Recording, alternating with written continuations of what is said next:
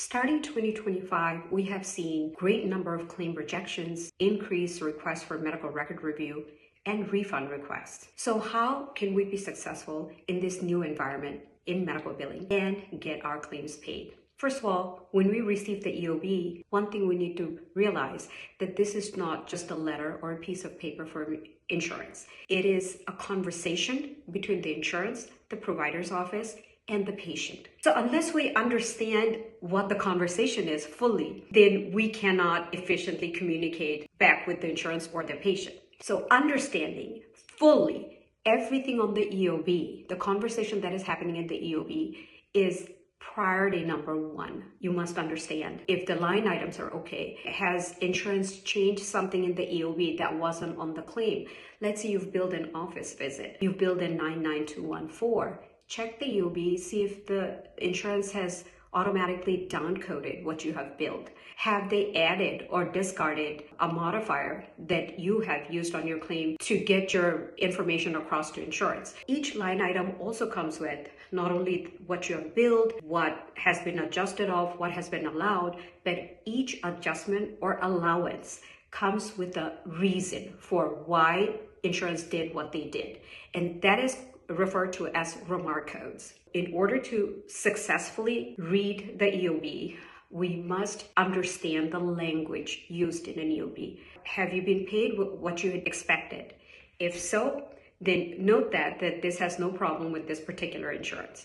If something has been paid less, why has it been paid less? What is the Remark code trying to say?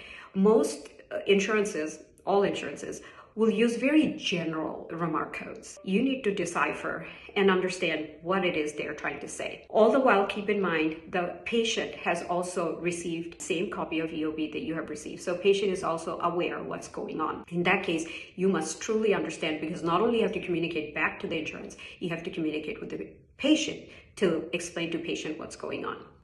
In case you see a discrepancy and you don't agree with the discrepancy, then you will have to reach back out to the insurance. That is done by maybe resubmitting the claim. If you think it's a quick fix, oh, they can't find the patient. The Remark code says patient is not on file. Let me check the date of birth. Let me check the spelling of the name. Let me make sure I've got the insurance ID correct on the claim. If it's something simple like that, we can correct the claim and resubmit.